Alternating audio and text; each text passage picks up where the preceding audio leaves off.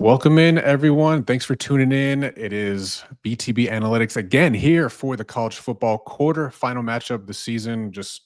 Let's see, 7 more matchups, right? 4, and then 2, and then wow! I cannot Yeah. believe we're more than the back 9. We are basically at the finish line, man. Yeah. So it's been a wild, fun ride.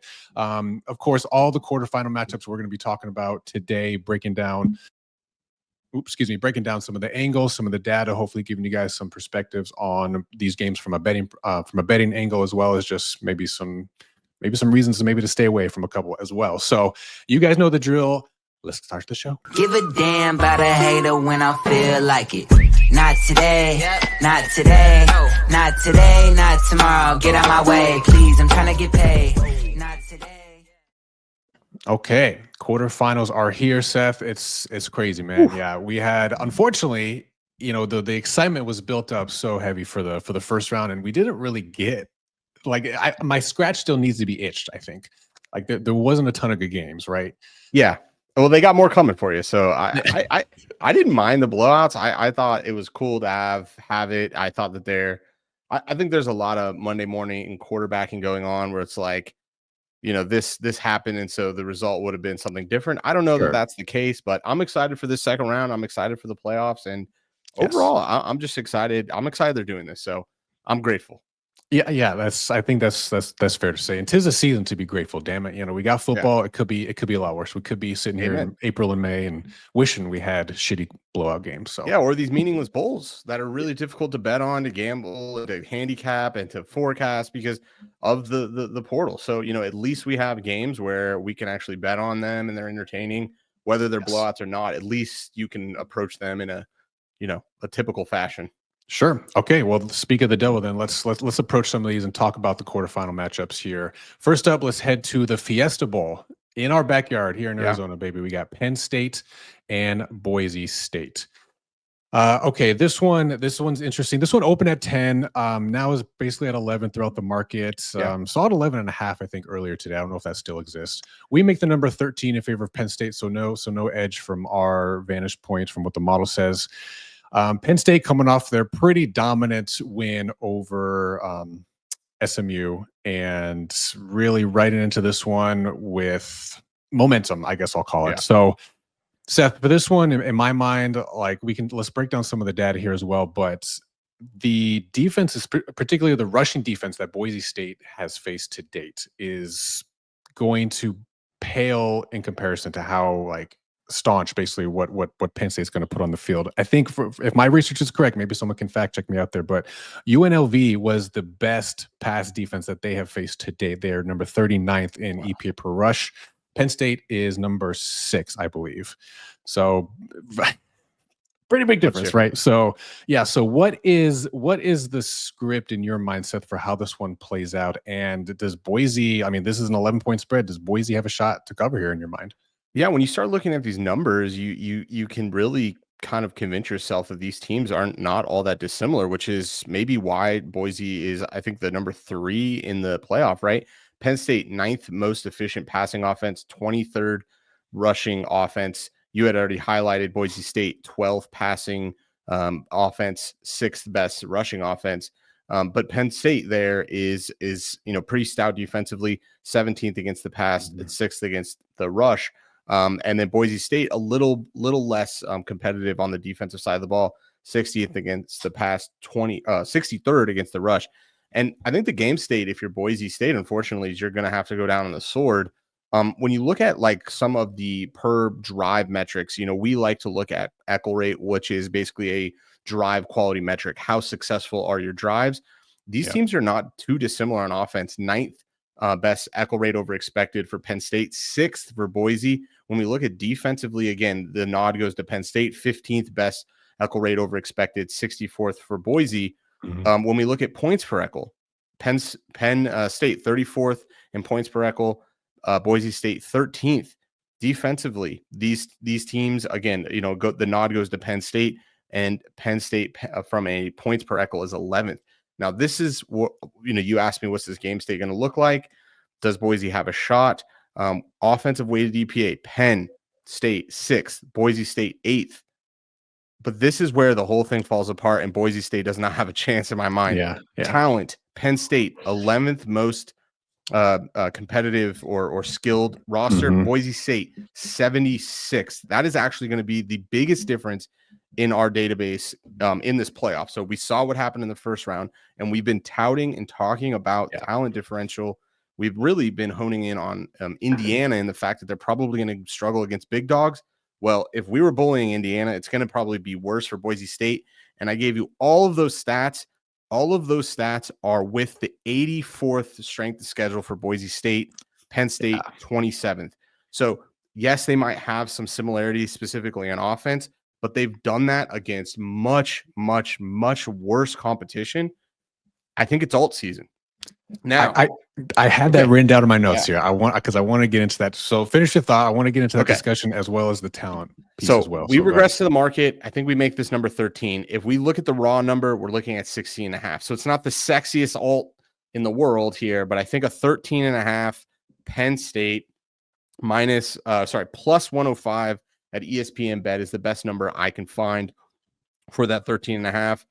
And I think I'm going to play it. I think I'm going to go down with, I'm going to go down with the ship here on what we've identified and what we've seen play out is this talent disparity issue is a big deal.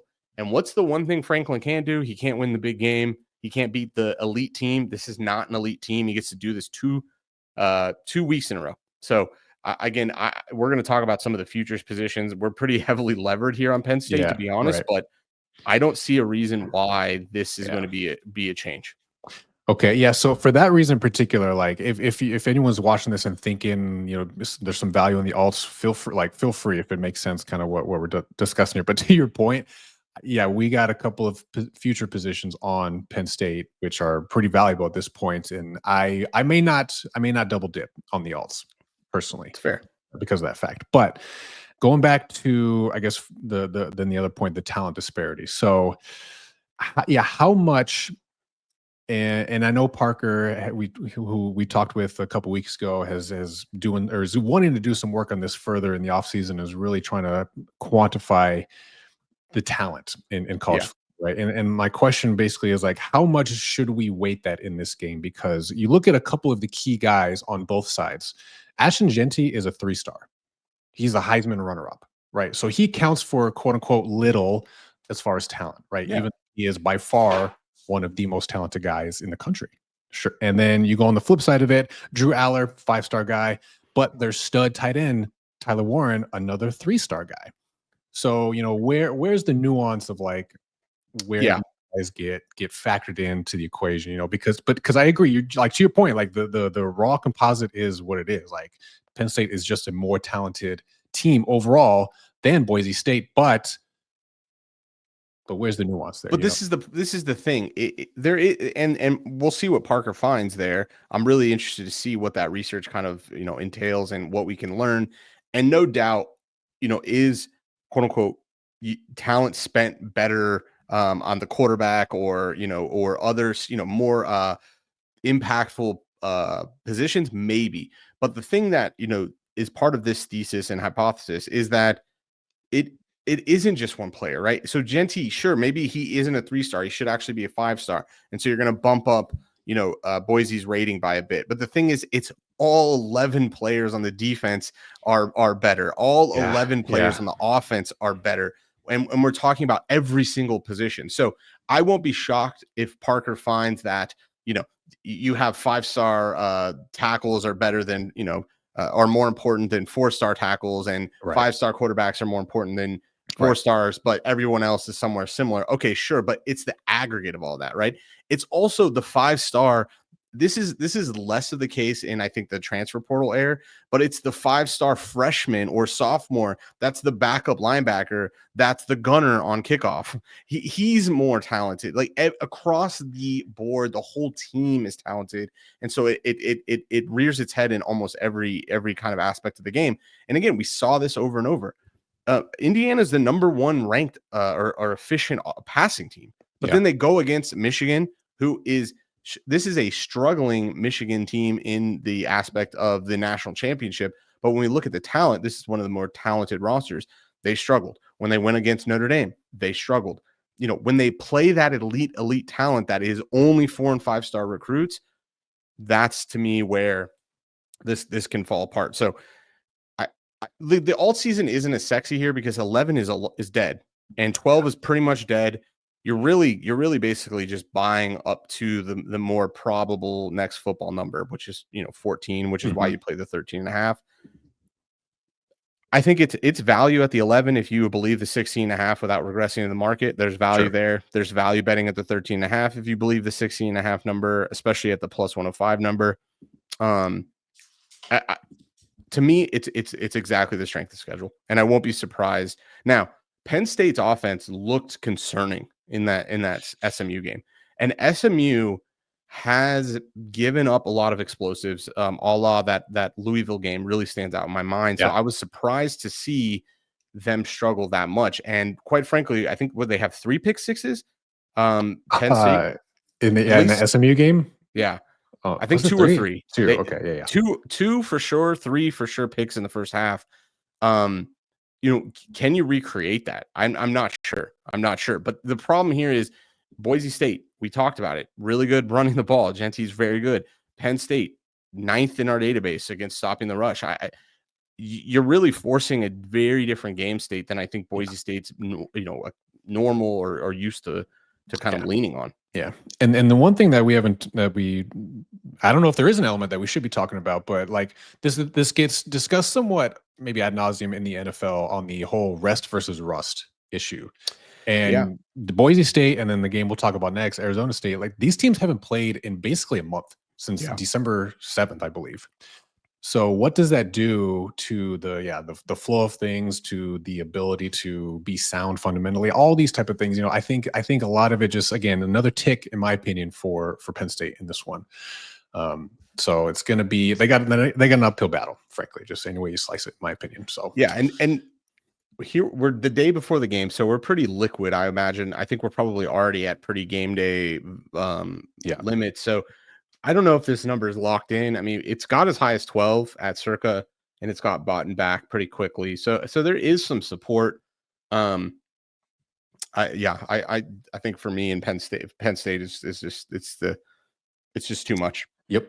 I have to agree with you. So, all right, we'll see. That'll be the Fiesta Bowl. We'll see. Hopefully it can remain a relatively close game at least. But if not, I just hope Penn State wins because of our futures positions, baby. Let's roll. All right, let's move on.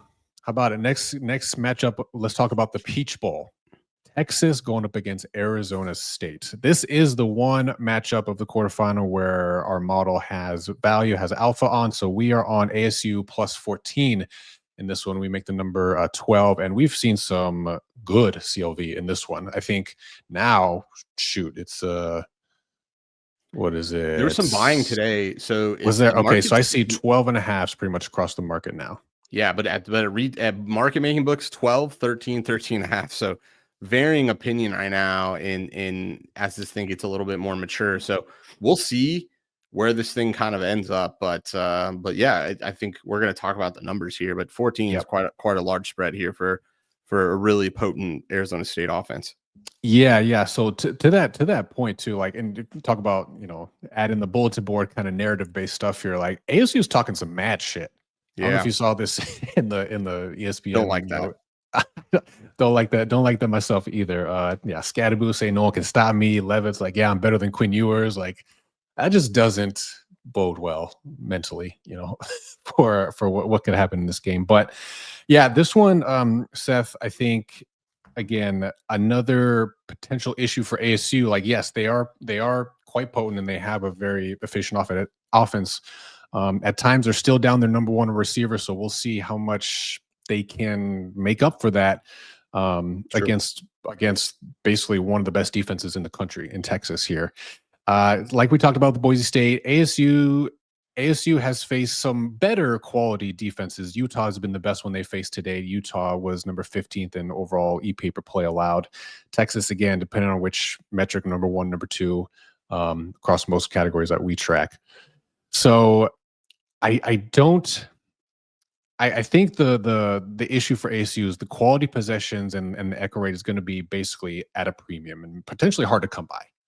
in this one. So I guess what is 14 basically where we got it at? And I think you would have to get the 14 to see any value, but just too big of a number, right?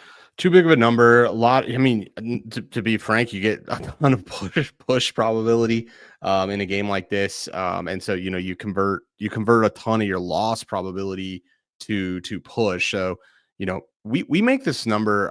The raw number is like 7. We make it like a touchdown. I think I'm with you. Yeah. There you can make some of the arguments that we just made for Arizona State, Texas about the disparity in talent, but it's much less. Talent-wise, the Texas Longhorns are the 4th best overall talented roster. ASU's 30th, right? So they're still a top 30 team.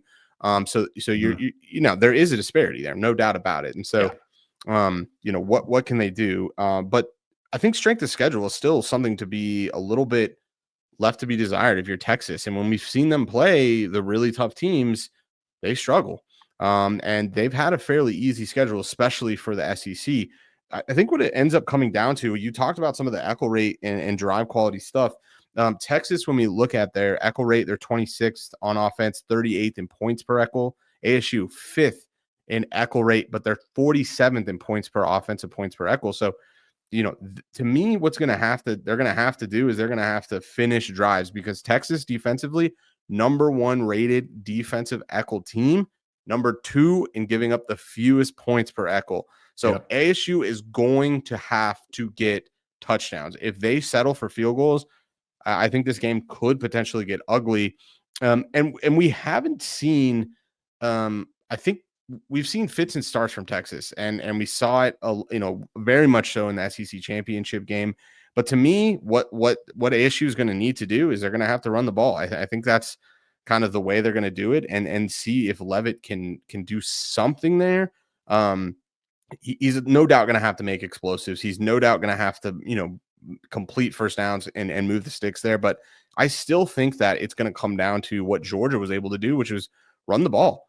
And if they can do that, like Georgia was able to do that, that somehow looked like that was kind of Texas's weakness. And what's the ASU's strength? It's running the ball. So this, even though I feel like you can make the narratives that this game should be similar to the Penn State game in a lot of different ways, it does feel quite different.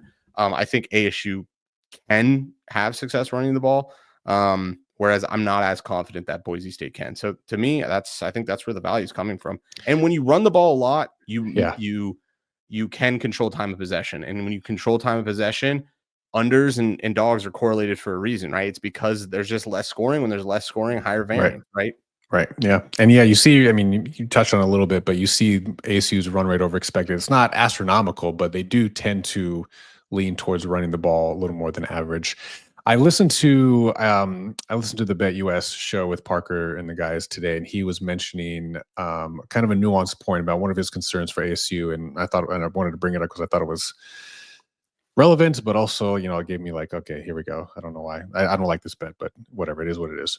So the offensive line for ASU, not world beaters. They've been slightly above average. A lot of PFF grades in the 70s and 80s, particularly on the inside. So the center and the 2 guards.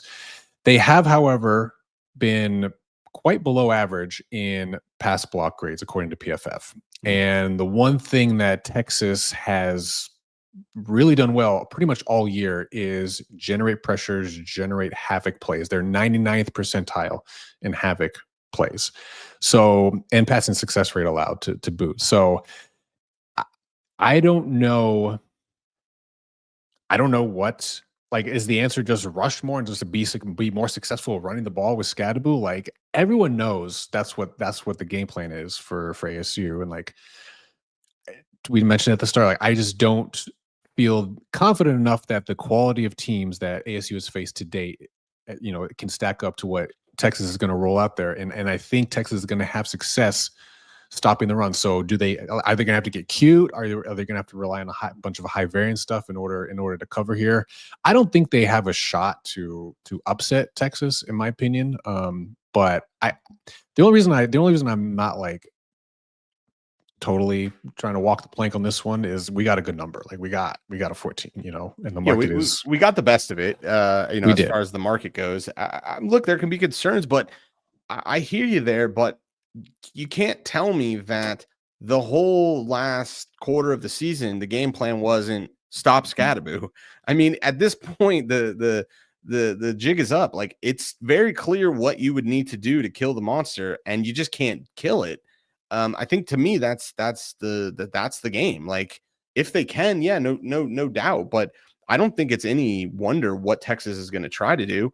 And sure, can they get to Levitt? Maybe. But if ASU is able to run the ball successfully, Yeah, it's gonna be a tough game. Like, yeah, I know. Like I said, I mean, I guess both on both sides of it, it's easier said than done. But I mean, you just rattle off the the last quarter of the season: Iowa State, Arizona, BYU, Kansas State, UCF. Like, but Iowa State's defense is good. Was supposed to be good. I was at one point in the season. yeah, right? Yeah. And What about their offense? I mean, they just did whatever they wanted to Miami. Who's that? Iowa State. Iowa State. Yeah.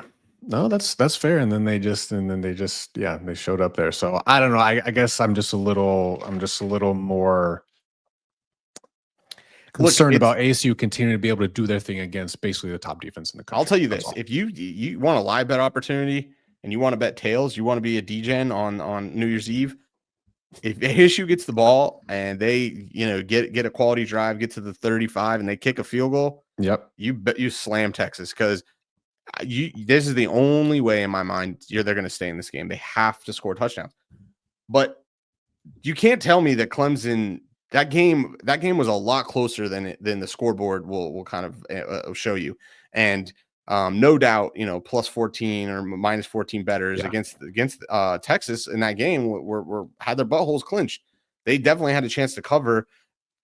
Does these teams feel that dissimilar? Now, Clemson has more dudes, but sure.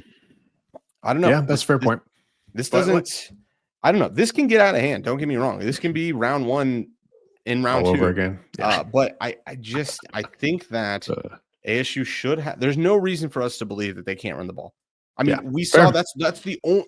I mean, to put recency bias on this, they create so much havoc. They ended Carson Beck's college career. That's how much havoc they create. And they come out and with a backup quarterback, and all they did was run the ball with ETN and the backup. So they were one-dimensional, and they couldn't stop that. In fact, they had more success in that second half, Georgia did, than the first half. So you show me you can actually stop it, because they couldn't. Yeah. Okay. Well, fork them, or no, that's nothing. Here we go. Fork them. Fork them, baby. Go Devils. Yeah, we'll see, man. Just cover the 14. That's all. I'll be happy with. All right, yeah, should be. Those are the two games where they have large spreads, large market consensus spreads here. So let's talk about the next two, which in theory the market is baking in or suggesting that it's going to be closer game here. So first one up, let's talk about Ohio State and Oregon, the Rose Bowl, baby. This one opened at 1 in favor of Ohio State and is mostly at 2.5 now throughout the market. You can see we make the number 1, so slight lean to Oregon, but you'd have to get through the 3, which is probably never going to do in order to get the value. So to stay away from us, for us. Yeah, I mean, obviously these two teams played early in the season. It was a really, really good game and all that, but I guess there's been a lot of love for Dylan Gabriel, and he's a Heisman finalist, or top 4, right? I think he was number 4 overall, whatever. Yeah, but Will Howard and the Ohio State offense, I think, could be the reason why they take down Oregon in this one. I mean, just doing a side by side of these two, like, I don't know why Howard has not been getting more love. Like, he is better than Gabriel in overall EPA per dropback, number 3 versus number 13, and number 3 in passing success rate versus number 12 for Gabriel. So he is contributing. He is a big factor in them winning games, and he's having a great season. He's just not getting, I guess, as much love for whatever reason as Dylan Gabriel is. But the kicker, I guess, to put the cherry on it, Seth, from my vantage point on this one, is both potentially have very high potent offenses. We could see a shootout in this one, similar to the first matchup. But the defense for Ohio State, in particular, I think is where the issue is going to be for them. So You For have Oregon, it will be an issue for Oregon. it will be an issue for Oregon, in my opinion. Yeah, Yeah. I like how I don't know. Do you put much weight into the fact that they got to beat a team twice and now they kind of seen everything on tape, that type of thing, or what's the feedback or what's the Yeah, thoughts on I what the mean, data showing? these teams are really evenly matched. They're really Yeah. evenly, from a talent standpoint, very, very similar, highly Yeah. recruited, 4 and 5 star recruits. And I think for me, I think the pathway for OSU here is on the ground, which is not as sexy.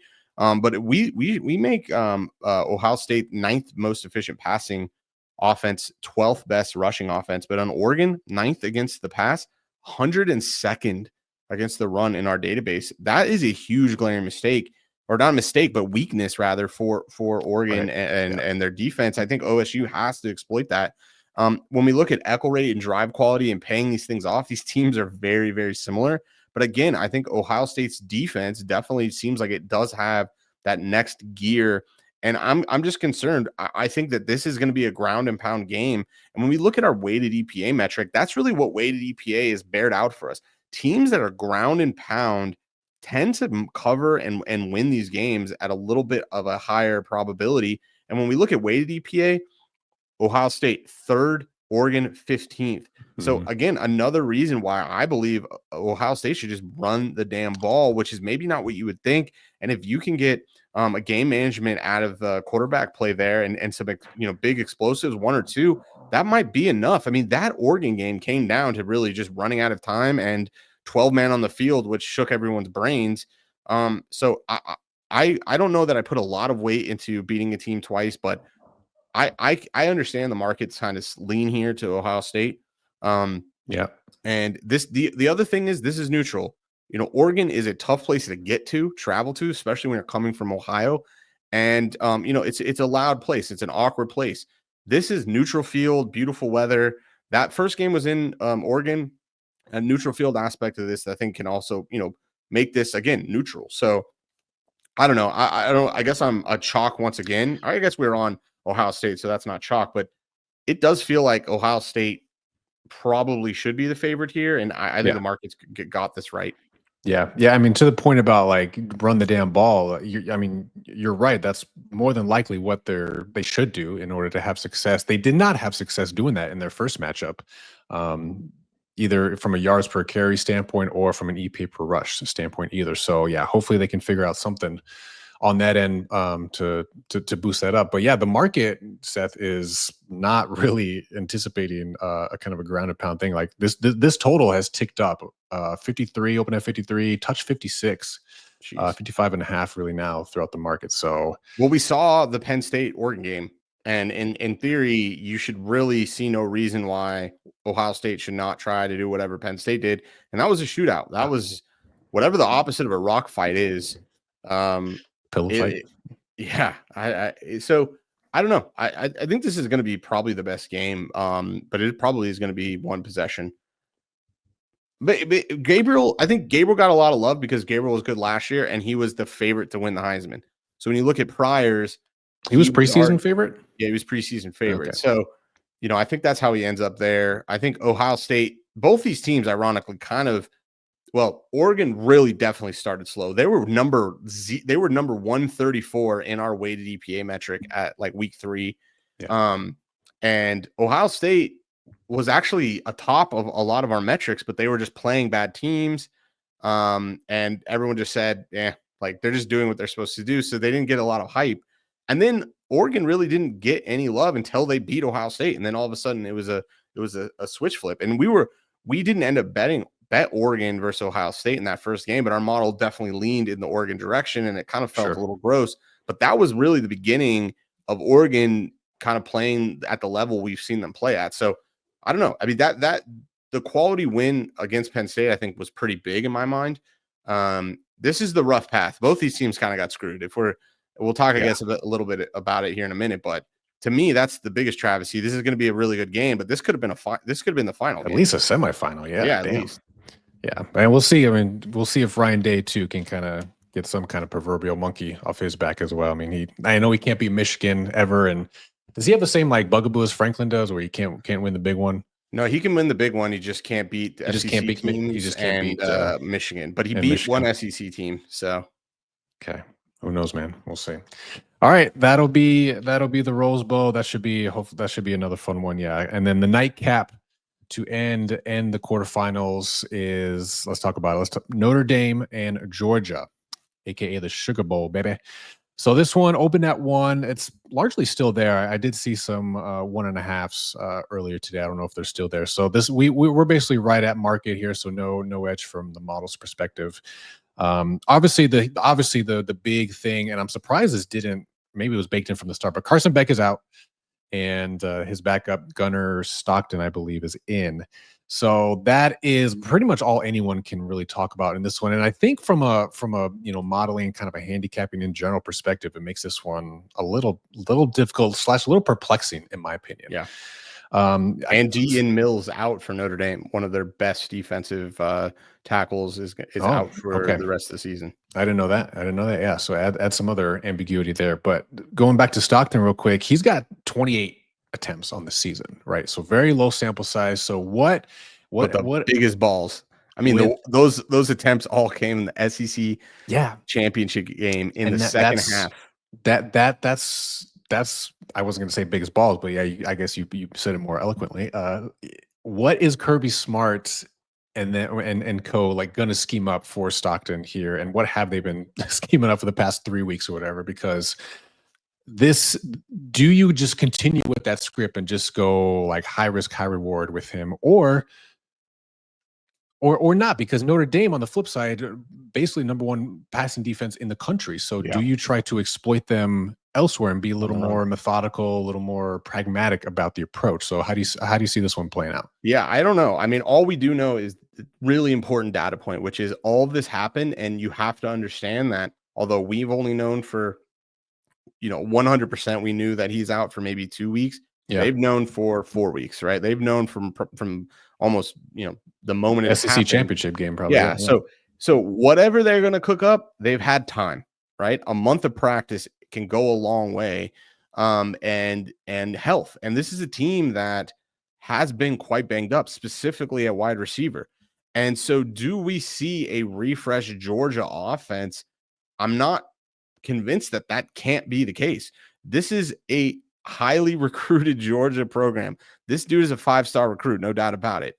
So, it's not like he's just some scrub just sitting on the streets. This guy obviously came in, he did what he did in the SEC championship. Oh yeah, they were down, I believe 6 or 3 at half. So he came into that game in a deficit, drove them down the field, scored a touchdown, and the rest is history. I mean, obviously took the game to overtime. So I don't think it gets bigger stage than that, to be honest with you. And quite frankly, how important was it to win that game? Because if they don't win that game, they're Texas, they're playing, Clemson in that game without a quarterback and, less time versus having a month to prepare. So this one scares the shit out of me. I'm on Notre Dame futures. I got plus 1,000, which at this current number, I'm still, I've gotten some good value. Yeah, that's good. This game is very tricky to me. And, Georgia has played the number 1 hardest schedule. So when we look at a lot of their stats, they all look worse than Notre Dame, but Notre Dame has played the 42nd hardest schedule. So I think people give them a little bit too much shit that they just play nobody. They basically play an ACC schedule. Okay. So, 42nd versus 1st. And when we're looking at talent, I think people don't understand how well recruited Notre Dame is, 2nd versus 9th. Yeah. But you talked about it. Notre Dame's strength here in my mind is defense. Number 1 against the pass, 53rd against the rush. And then on offense, what is their strength? Rushing the ball. Number 2 rushing offense. And the one thing that gives me pause is what has Georgia struggled with this season? It's against the rush, and it's a specific archetype. It's quarterbacks that rush. And this is giving me, Georgia Tech, the bells are ringing here. Yeah, okay. And King, basically did whatever he wanted, however he wanted, 8 overtimes. This is going to be that, but a little bit with, way more talent. So I think this is properly priced at 1. This is a coin flip game, and there's a ton of unknown, and I don't really know what to make of it. Do we know what year the backup quarterback is?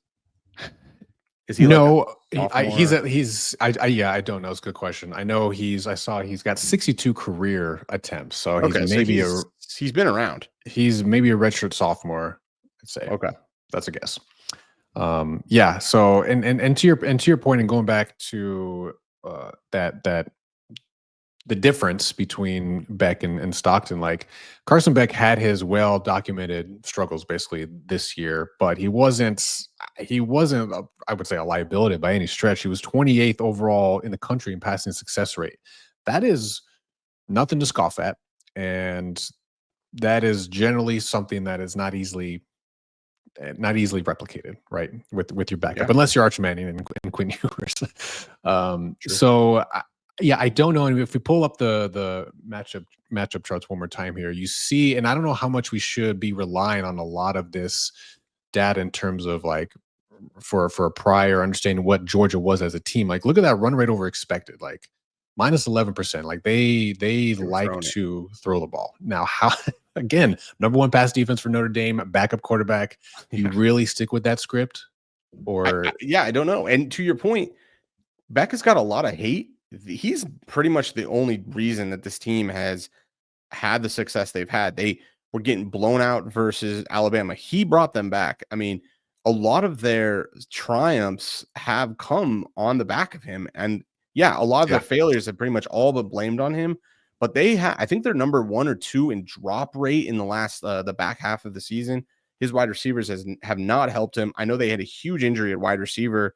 I can't remember that person's name, but I don't know if they're going to be back here. But like, this is a complex issue, and I'm not sure you can plug and chug. Like, meaning Beck's injured. He was not going to play in this game, but he's injured, and he declared for the NFL draft. I think that might be getting lost again, on some people that like, this is an NFL, tier quarterback here. So it's not like it's just easy to just plug and play and everybody behind him is going to have a lot of success. Now, that could be the case. We have the small sample size, and in that sample size, it looked promising, but I don't know. This one is tricky. Like, I could see it going either way, but and this is one, like, I don't have a full angle on it yet, but I want to get your take on it real quick, because I mean, again, our model isn't used to bet totals and all that, but this one is kind of in that weird sweet spot, and I could see a tail situation, either alt unders or like alt overs going crazy. So it opened at 43, it's now at 45 and a half.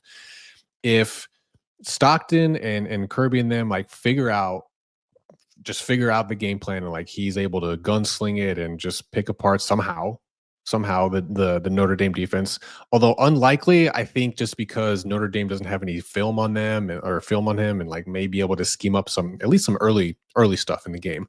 I would not put it past them to come out fast, come out swinging, and maybe just, who knows, in theory keep it going. So there's a potential alt over, in my opinion, or the converse, and maybe more probabilistic, is he's the backup quarterback for a reason, and Notre Dame just quickly figures out what they're trying to do, shuts it down, forces them to become one-dimensional, and Notre Dame controls the clock, and you get Georgia scores like 10 points. So but to your point, like more broadly, I think it's just difficult to see what exactly is going to happen. Yeah, the one angle that we didn't talk about, I want to bring up still, is the game plan for Georgia on defense. They've been okay. They've been not, we've talked about it a couple of times. They've not been the traditional powerhouse defense of Kirby Smart teams that's kind of have become popularized, right? They're the kind of middle of the pack, 40th, 50th, kind of depending on the metrics you look at. Yeah. I think for Notre Dame's offense, right, and it's kind of the same thing. They're top tier rushing offense, but just slightly above average passing defense with Riley Leonard, and because of his rushing ability as well. If they can force him to be more of a traditional passer, make Riley Leonard beat them with his arm instead of his leg, that is somehow going to be the script where maybe they force him into turnovers or just generate some havoc, that type of stuff, and generate short fields or whatever, because he's 74th in EP per dropback and 50th in pass success rate, Riley Leonard is. So there's an opportunity there, in my opinion, for Georgia to capitalize if they can figure out how to shut down the rush D or the rush offense. Excuse me. When we look at quality drive, Georgia 45th in defensive echo rate. I mean, they're allowing. Now, look, I'd rather be 45th than 105th, but they do allow like this team. Georgia's defense is good. I think it's really difficult to contextualize their ranking numbers because of the strength of schedule. When you're playing every good SEC school in the nation, it's tough to be top 10. But yeah, I mean, I don't disagree. Have we seen, other than that Texas game, have we seen Georgia really been able to stop? And what did they struggle with? Running quarterbacks, Milroe all day, King all day. Is Riley Leonard loading? Like maybe. Yeah. No, that's fair. That's fair. I don't know. But yeah, I mean, this one, there's got to be like, obviously any one model, ours in particular as well, is not going to be able to incorporate or account for all variables, all factors, right? And like, there's got to be in my mind basically like a Kirby Smart variable in here somehow. that's really leaning towards the fact that with a backup quarterback, they're favored to beat the number 4 team in the country. Right. True. I will say we didn't done anything to update our numbers, and we're like basically right on the market. So the question becomes, how much is a backup quarterback worth? And it's so difficult to figure that out in college. Yeah, especially with such a small sample size of but plays. Kirby's been here before. And he's been here before a lot. That's the thing. So we'll see. I just the only thing that keeps coming back. What is the one thing they struggled with, independent of who's there, who's not there? And the thing is, if Notre Dame's defensive woes and their DN going out Mills, like if this is a shootout, you still it was a miracle that Georgia ended up beating Georgia Tech. I mean, quite frankly. So is that the game script you see with Notre Dame? I don't know. I really don't know. And I don't want to put too much emphasis on that, but that seems to be a theme here. And that's independent of your backup quarterback, right? And arguably, the only reason you got back in the game is because you had Beck. You didn't have a backup quarterback. So your point and tails, I don't know. But let's talk about what all these games are going to mean.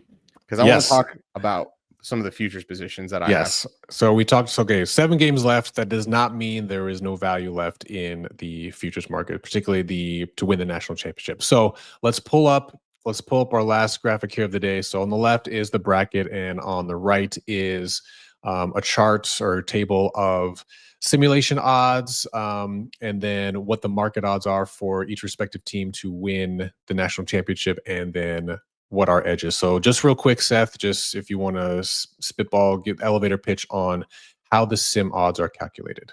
Yeah, so basically the sims are just taking the aggregate power rating, and the power ratings, we don't just use our own numbers, we use available market numbers that are highly vetted. So we use SP Plus and Massey Peabody, as well as our own power rating to generate the power rating you see there. It's ordered there for the most strength to the most strong team to the least strong team. And then we run 10,000 simulations through all of the different scenarios that can happen. So, there's only basically, like Kevin was saying, 3 rounds left. And that's how you get the simulated odds, which are just a probability of them winning the national championship. And then you take the market odds. You can see what you can bet. And then you take the difference between those to find your edge to see if there's any actual edge left. And you can see, no surprise, we're sitting here 2 weeks later, Notre Dame and Penn State are still value. We talked about these teams in round 1, and they showed some value. They obviously did what they were supposed to do, and quite frankly, Penn State at least has probably the easiest pathway to the semifinals at least. I want to give this a little more credit then, because we were talking about the college football playoff bracket and the potential scenarios a couple of weeks before the end of the season, and the teams that might fall into the 5 seed, into the 6 seed, and what that path looks like for those teams to ultimately advance. And lo and behold, we kind of picked out a Penn State. We kind of talked about a Notre Dame as well in those scenarios, and the chips just kind of fell fortuitously.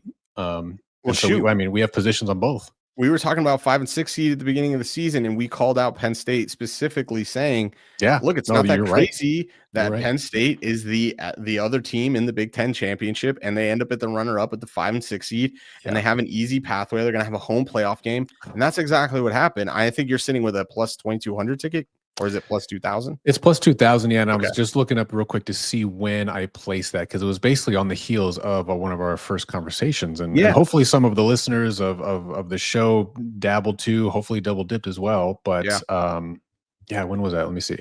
So I placed that on August, probably September 13th. September 13th. Wow. Yep. Plus 2,000. So I'm sitting here with plus 1,000 tickets for Penn State and plus 900 tickets for Notre Dame. Now I can bet, or I can cash out of the Penn State for about 50% of the value plus the ticket itself. Notre Dame, no live offer, which I knew I was getting myself into because I bet them over at BetMGM, and they are pretty bad about that. I don't know. I kind of want out. I don't know. The one problem here with both these teams, just to finish this thought real quick, is they have to play each other. So you kind of get some cannibalism. Like, so basically if both these teams win, they're going to play each other in the next round. And so I don't like that as much. I want two independent pathways to the championship. I know you want to get greedy. I understand. Me too. But let me finish it from a different perspective. So the similar to the BetMGM scenario, the book, I placed mine at Desert Diamond, which was like, one of the kind of, say, niche isn't the right word, but like regional books, if you will.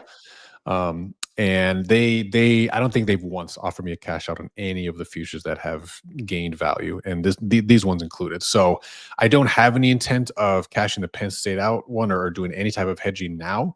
If anything, it'll be in the next round when they presumably play. Who would they play? Notre Dame or Georgia. Yeah, Notre Dame or Georgia. So so that would be next. Yeah. Round. Interesting. Yeah, so I'm letting it ride for now. I there's no reason to. I mean, especially with them being a relatively huge, 11 relatively huge favorite. And it was a little different than the SMU futures that we had to win the ACC, because they were huge dogs. Not huge dogs, but I forget what the spread was going into that championship game. They were favored. Oh no, you're right, because I got plus money on Clemson. You're right. You were. My bad. Now the question is, shout out Mr. Katz, did you get the double dip methodology with your plus 2,000? He said I'm double dipped on Penn State. No, but did you? Did I? Yes, I did. Yes, I did. Oh, hell yeah. Yeah, and I'm double dipped with my plus 1,000. I want to ride my Penn State ones. I want out of my Notre Dame ones. So I'm contemplating if I should make a wager on Notre Dame or on Georgia. I think, unfortunately, so I have 2 tickets that are worth 1 unit in my bankroll, so 0.5% of my bankroll. Yep. I think, unfortunately, I have to just kind of go down with the ship, but I don't know. I don't like it as much. Yeah, no, I hear you. So, I mentioned earlier, I'm not going to add any positions on Notre Dame. Or excuse me, on Penn State. I'm gonna take the alt 13.5. I think I'm just going to go down swinging here with that. And the question would become, would you place some bets on Notre Dame or Penn State right now? Or where would you place your money? Even though the Sims may say something different, where would you place your money? Yeah, good question. So outside of the Sims, I think I wouldn't mind sprinkling on the two long shots. Frankly, I would feel more comfortable on ASU than Boise State. Even though the Boise State one would somewhat be a kind of an emotional hedge to the Penn State futures, if you will. But I think I haven't seen really anybody, and this doesn't mean jack shit, frankly, but nobody is giving ASU the time of day to beat Texas in this one. And except the market. The market's been buying, right? So that's what I was going to get to. Yeah, the thing, and you look at the odds there. So we make it plus 7,700, and you can get 7,000 right now currently in the market. Is that worth at least a sprinkle? Because if some fluke shit happens, some high variance stuff happens, and they're able to upset Texas, those become incredibly valuable. Because the winner would play what, the Oregon Ohio State game, is that right? Well, at that point, just hedge out. I mean, yeah, yeah. At that point, you have all optimal hedge out opportunities, and I don't give a shit if I'm paying the vig twice. Like, I'll be making some profit. So if it's real, ESPN bet now has a plus 7,500 for ASU. Plus, say it again, 75? 75. Okay, see, hey, shout out. So it's much closer to Lazy the true book? odds. Yeah. But hold on, let's pause. Yes. Should we just be sprinkling ASU money line then? Because if we're just gonna play 7,700 to then hedge out in the next round, the math's gonna be pretty damn close to just stop it with your pragmatism here. Get the hell out of my face. Okay, you can get basically plus 395 at ProfitX, plus 375 or plus 380 at DraftKings if you're on a retail book. So yeah, that's not a terrible. I want no part of ASU futures. Yeah, Mr. Katz. No, I get it, man. Again, I'm not thinking, and we're not saying here that they actually have a shot to win it all per se. No. It's more about trying to It's basically like, okay, look, you have the market, like our numbers support that, like technically 14 is too big, so therefore the price of the money line is too big. One, the market's also buying ASU, so it's also supporting that thesis, which means that, yeah, by definition, there's probably a little bit of value on the money line. Now, the probability of it happening is still low. It may be higher than it's being priced, but it's still low, meaning it could be priced that it's going to happen 10% of the time, but we think it happens 15% of the time. But you have such long odds that that thing is worth so much more in that 15% of the time that it does win. You have a pretty valuable ticket. I don't know what but beyond that, for the rest of the teams, let's just pull that up one more time to kind of tie this up. But I don't have any strong feels or leans toward any of the other odds or any of the other teams really at this point. Like we got positions collectively on 25% of the field already. Like, okay, I'll live with that, and everything else, if I do, it'll be a sprinkle. And I think most of the value, especially after this week, will be gone probably. So because the odds, this field's going to shrink in half. So God knows if you're going to be able to see any value unless there's an upset, right? Unless there's an upset. So might take the sprinkle, but beyond that, I'm just going to go Nittany Lions and go Irish. Yeah. I guess. We're definitely a Penn State podcast right now. I wore my blue and white just to represent. Shout out, hey, good teams win, great teams cover, baby. Amen. And we know Franklin's all about the cover. This year he's not been a cover machine. I think he's like 50. I think he's like 50%. So he needs to step his game up. Okay, well, I don't care if he covers. Just win the damn game. Just win, baby. Win. No, I need him to win by 2 touchdowns, baby. Oh yeah, 13.5. Let's go.